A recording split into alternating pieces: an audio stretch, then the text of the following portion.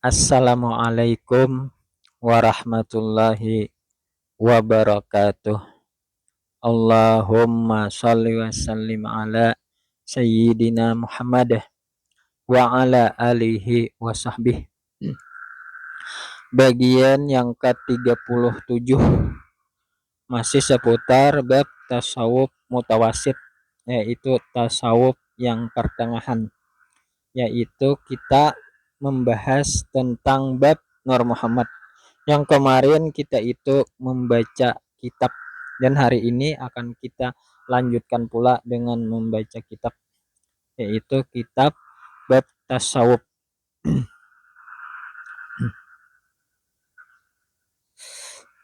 Langsung saja kita bacakan sambungan kemarin.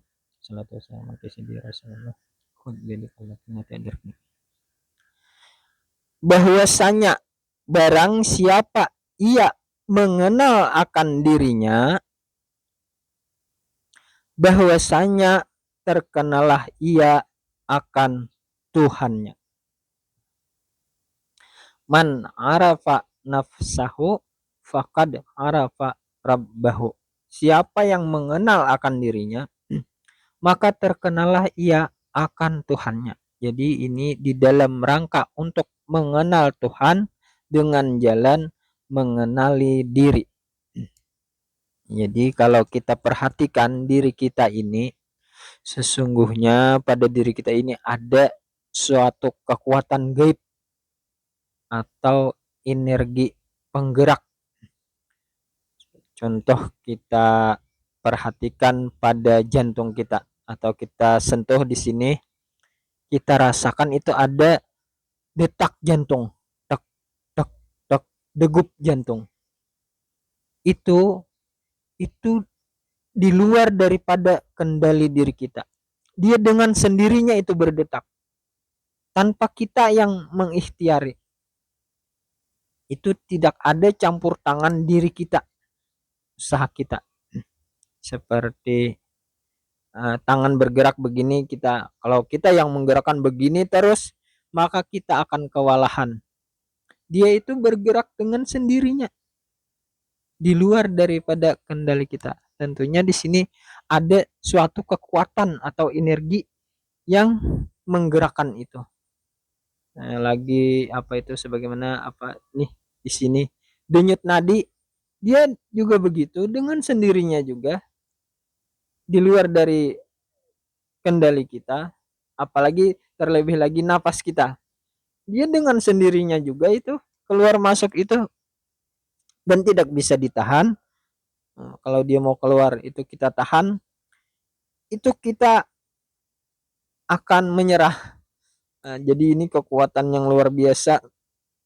Dan kalau kita pikir-pikir, biasanya kalau kekuatan penggerak itu biasanya ada aliran listrik secara logika, atau ada baterai begitu, apa itu, aki mungkin itu penggerak. Tetapi ini tidak ada, dia bergerak dengan sendirinya, berfungsi. Ini menandakan bahwa ada pada diri kita itu sesuatu kekuatan gaib. Itu biasanya yang dinamakan dengan yang berpangkal pada kehidupan, itu namanya karena hidup. Jadi itulah yang menyebabkan dia berfungsi lantaran hidup. Dan kita ketahui bahwasanya seseorang itu hidup karena itu ada ruh. Jadi kalau sudah tidak ada ruh lagi, maka tidak berfungsi, maksudnya dia tidak hidup. Jadi yang hidup itu sebetulnya ruh. Jadi diri kita ini ada diri jasmani, ada diri ruhani. Dan jasmani ini dikarenakan adanya rohani. Yang membuat jasmani ini bisa bergerak itu adalah rohani, atau yang hidup, dikatakan yang hidup.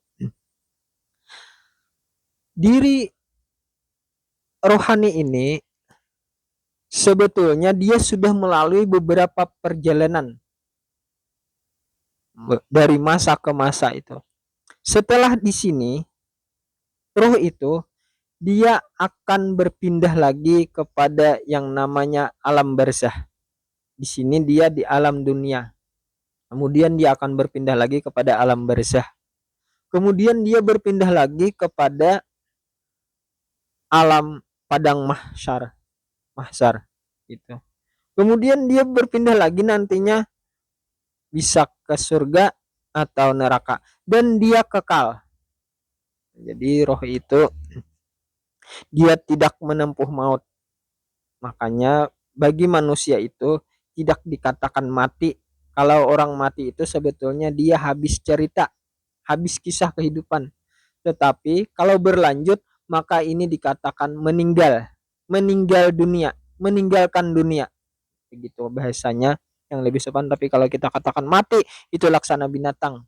Binatang itu mati karena memang dia habis cerita, tidak ada kisah selanjutnya.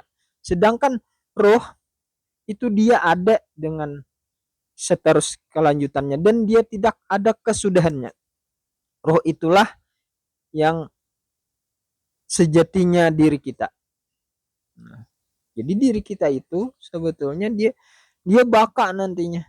Dia tidak, dia hanya berpindah, dia hanya akan meninggalkan ini jasad ini dan dia akan berganti dengan jasad yang baru.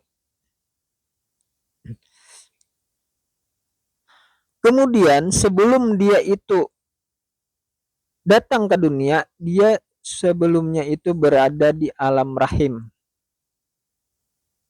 alam sayang selama 9 bulan 9 hari.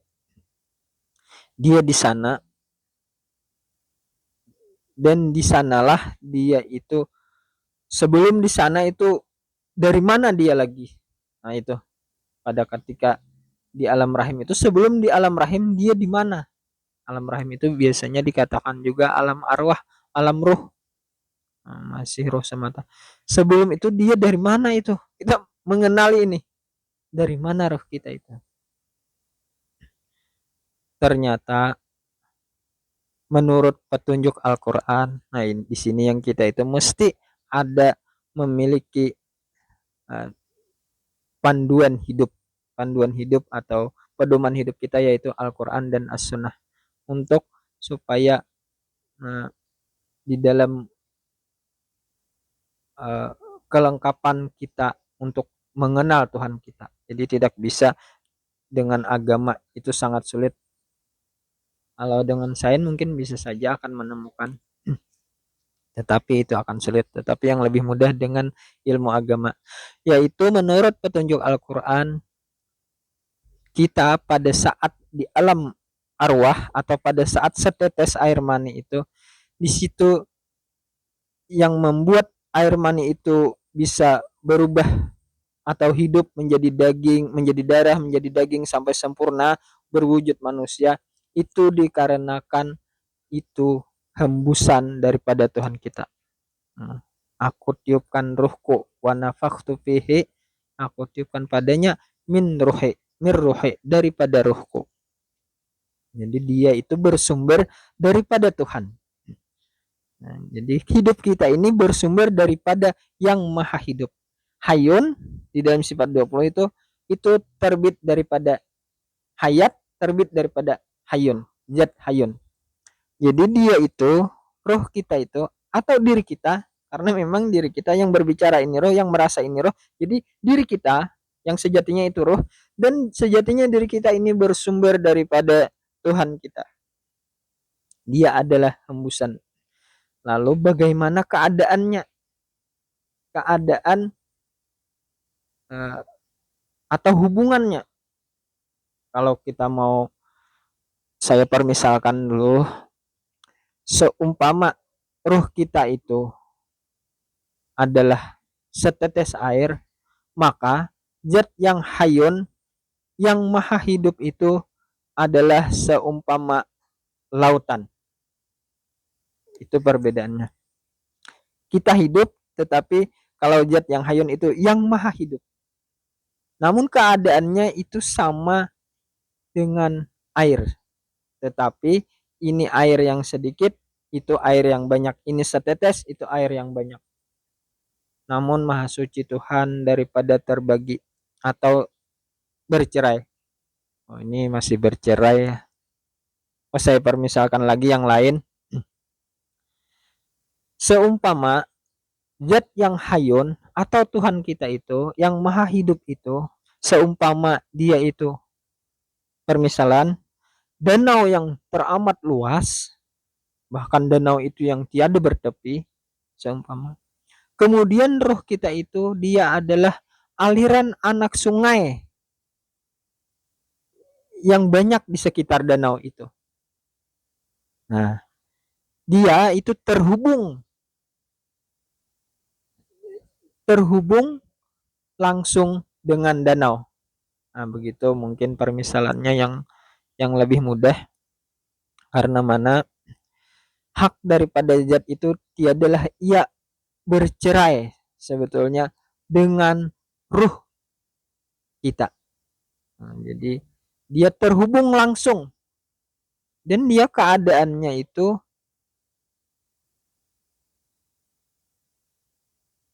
keadaan yang sama, namun bedanya hanya sebagian gitu. Sama air, yang di danau yang luas itu air, namun itu air yang banyak. Yang aliran anak sungai ini air juga, namun air yang sedikit. Makanya eh, biasanya dikatakan di dalam tasawuf, di dalam ma'rifat mubtadi itu kedudukannya sifat, dan sifat itu boleh banyak namun zat hanya satu, dan berhimpunnya ya kepada zat. Jadi kalau kita simpulkan, memang aliran sungai atau anak sungai itu tidak bisa dikatakan danau, tetapi dia tidak lain daripada keadaan danau. Begitu. Memang sifat itu tidak bisa dikatakan zat, tetapi dia tidak lain daripada keadaan zat. Nah, itu yang mengenal diri ini, yang mana sampai ke sana pengenalan itu akan menemukan Tuhan kita. Yang akan mengetahui bahwasanya ada Tuhan itu di diri kita. Maksudnya karena hak dia itu, zat itu tidak bercerai. Makanya ini bagian kecil itu sebetulnya bukan saja terhubung di dalam pemahaman ma'rifat yang muntaha itu, dia danau itu senantiasa meliputi, senantiasa apa itu ada di setiap keadaan air itu, aliran sungai itu lebih lagi. Ini sangat sulit dipermisalkan ini, tetapi di dalam orang yang sudah mengenal kepada zat itu akan mudah memaham, karena memang roh kita itu masuk itu dia, bukan masuk tetapi dia kepada zat, kembali keluar pun dia kepada zat. Sebetulnya begitu bagi orang yang mengenal. Kita melihat ini kepada kosong keluarnya, namun dia tidaklah kepada kosong. Ya, kosong itu ada isinya. Jadi bukan hampa daripada ketuhanan kosong itu. Dia memang ada lainnya. Karena daripada saking nampaknya kita itu tidak bisa melihat, daripada saking dekatnya kita tidak bisa melihat. Karena memang terlalu dekat. Orang dulu bilang keadaan kita dengan Tuhan yang roh itu maksudnya jauh tidak ada antara, dekat tidak tersentuh. Itu karena memang keadaannya itu satu, kalau dengan jalannya yaitu zat dengan sifat. Kalau yang ada antara itu keadaannya dua, kalau yang bisa bersentuhan itu keadaan dua. Kalau keadaannya hanya satu, ini di dalam hal untuk mentauhidkan, supaya melepaskan diri kita daripada kesyirikan, supaya tidak menjadi media, alat, menjadi tandingan untuk Tuhan kita. Yang aslinya diri kita ini roh, yang dengan roh itulah yang membuat jasad ini ada. Jikalau tidak ada roh, jasad ini pun akan hilang, akan sirna, busuk, dan lama kelamaan hilang, sekian ribu tahun dia tidak tersisa lagi. Jadi diri kita ini pada hakikatnya adalah roh, dan roh itu dengan zat dia bukanlah dua keadaan. Kalau didudukan dia sifat. Sifat itu adalah rupa. Rupa Tuhan. Makanya sifat sekali lagi boleh banyak namun dia tetap satu. Disitulah yang dikatakan biasanya kalau ada hambaku bertanya tentang aku maka katakan bahwasanya aku itu dekat. Nah, namun dekatnya ini bukan bukan berjarak. Fa iza sa'alaka ibadi anni fa inni qarib. Katakanlah bahwasanya Tuhan itu dekat.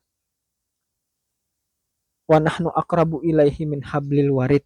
Nah, gitu. Bahkan lebih dekat daripada halat mata yang hitam dengan yang putih, lebih dekat daripada urat leher yang ada di leher ini. Lebih dekat lagi Tuhan. Makanya biasanya wa huwa ma'akum aina ma kuntum.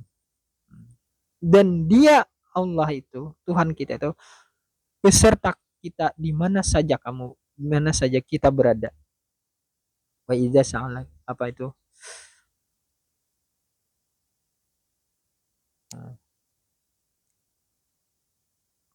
lupa saya dalilnya.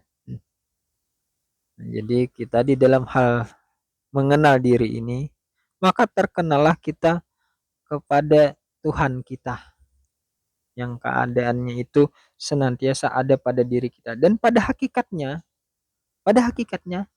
kita ini adalah dia. Itu pada hakikatnya. Karena itu tadi bersumber. Dan dia tidak terbagi-bagi, dia tidak menurun, dia tidak bersusun, tidak begitu sebetulnya. Nah, kita teruskan lagi bacaannya. Dan lagi tiada sempurna seseorang itu mengenal akan dirinya kalau tiada tahu akan asal kejadian dirinya. Nah, ini untuk lebih menyempurnakan lagi itu mengenal diri tadi, ketahui pula asal kejadiannya, bagaimana proses kejadiannya. Jadi diri kita itu ada diri jasmani dan ada diri rohani. Jadilah yang begini. Untuk kesempurnaan mengenal diri, kalau kita mengenali diri kita yang sekarang ini seperti ini orang dewasa, ini asalnya dia itu adalah anak-anak. Ini pengenalan lebih sempurna lagi. Kemudian asalnya dia itu bayi dan asalnya lagi dia itu adalah setetes air mani. Nah, itu asal kejadian kita. Min nutfatin amsyaj. Daripada air yang bercampur. Yang air mani ibu dan bapak itu bercampur. Itulah asal kejadian zahir kita. Namun asal kejadian batin kita bagaimana? Jadi di sini untuk lebih sempurna lagi. Jadi menyempurnakan itu bukan hanya sekedar mengenal diri tetapi mengenal asal kejadian diri. Kemudian kita baca lagi, dan yang mula-mula dijadikan Allah Ta'ala seperti sambah Abdullah Ibnu Abbas radhiyallahu an dengan katanya, wahai junjunganku, apa juakah yang mula-mula dijadikan Allah Ta'ala? Nah, beliau bertanya kepada Rasulullah, apa yang pertama sekali dijadikan oleh Allah Ta'ala? Maka sabda Nabi kita Muhammad sallallahu alaihi wasallam, innallaha khalaqa qablal asya nuran nabiyika. Yang artinya bahwasanya Allah Ta'ala menjadikan dahulu atau yang awal atau yang pertama daripada segala asya, alam, kita katakan asya itu alam, yaitu nur Nabi engkau. Nah, ini daripada nur Nabi atau disebut juga nur Muhammad, Nuri Muhammadin sallallahu alaihi wasallam. Jadi nur Muhammad ini adalah asal daripada segala sesuatu. Kalau kita katakan bahan itu bahan baku, seumpama untuk membuat piring, gelas, mangkok, yang dari kaca itu bahan bakunya adalah kaca. Nah, jadi dia adalah bahan baku seluruh alam. Di sini tentunya dengan adanya hal yang demikian supaya alam ini jangan langsung dinisbahkan kepada Allah untuk mencapai hakikatnya.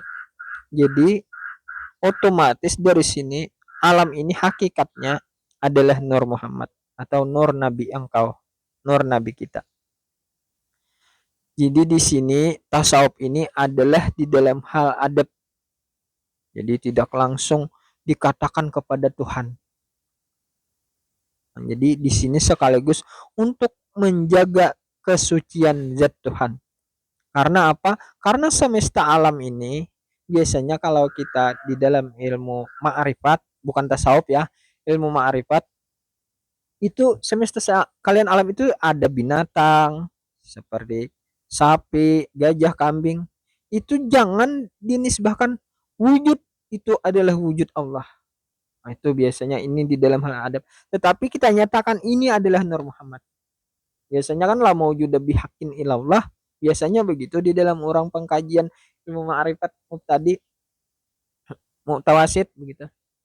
La maujuda bihaqqin ilallah. Tetapi kalau di dalam tasawuf setiap yang wujud itu termasuk kotoran itu jangan dikatakan daripada Allah. Tinggal katakan itu adalah wujud daripada Nur Muhammad. Itulah adab. Kemudian lagi terkhusus untuk diri kita itu sebetulnya bukan saja jasad kita dari Nur Muhammad, ruh kita pun itu dari Nur Muhammad. Semesta alam itu termasuk ruh diri kita itu dari Nur Muhammad juga. Nah, mengapa demikian dikatakan dikaitkan ruh dengan jasad supaya supaya di sini menyetarakan antara ruh dengan jasad. Nah, jadi biasanya kalau orang ada berpaham yang tidak setara itu roh dan jasad, yang dia mengatakan ruh itu yang aslinya, yang hakikatnya, yang dia tidak menyatukan begitu. Kalau di dalam Nur Muhammad ini kan disatukan.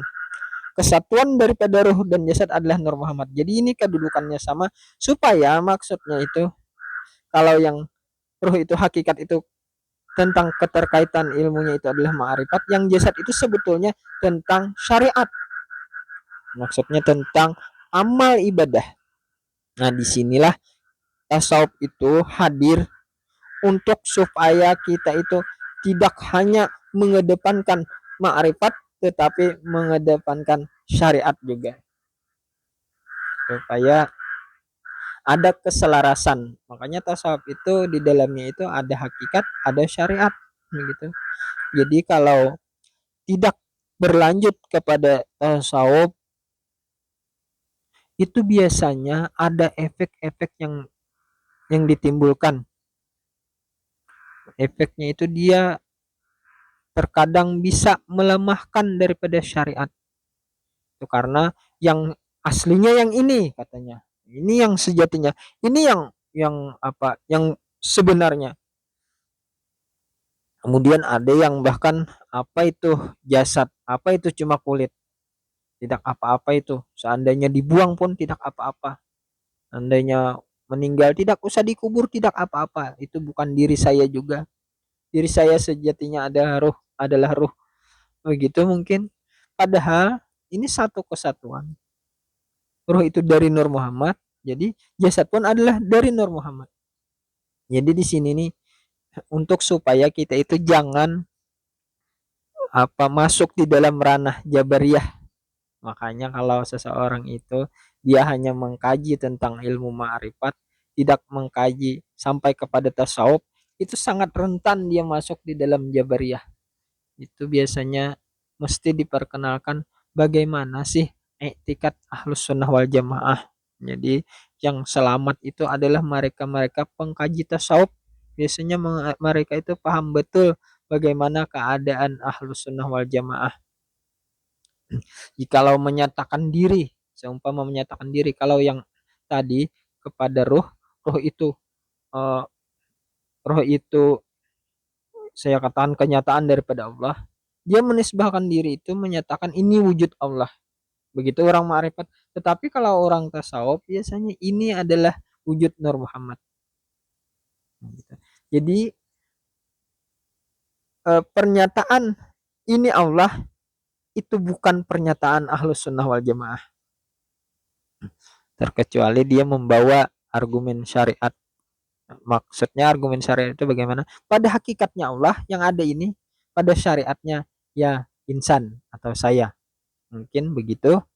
Tetapi untuk lebih lagi, cukup dia katakan bahwasanya yang ada ini adalah Nur Muhammad, dan Nur Muhammad itu adalah yang menggabung kedua itu, ruh dengan jasad. Nur Muhammad itu kesatuan, satuan ruh dan jasad. Di sanalah nanti seseorang yang menyatakan dirinya Nur Muhammad, maka dia itu nanti tapi nanti dia semisal menyatakan dirinya Tuhan. Namun dia lebih beradab karena Tuhan itu maha suci dari segala yang tidak layak, seperti saya katakan kotoran tadi itu. Jadi kalau kita menyatakan Nur Muhammad itu sah-sah saja karena semesta sekalian alam daripada Nur Muhammad. Jadi disinilah fungsi tasawuf itu. Dan biasanya kalau orang hanya terhenti di dalam ilmu ma'rifat, mereka mengira mereka itu telah wusul. Karena memang pada secara lahirnya dia wusul. Tetapi wusulnya wusul yang tidak beradab. Jadi ma'rifat itu sebetulnya memang wajib dikaji hanya untuk melepaskan kesyirikan, tetapi dia juga wajib dilewati.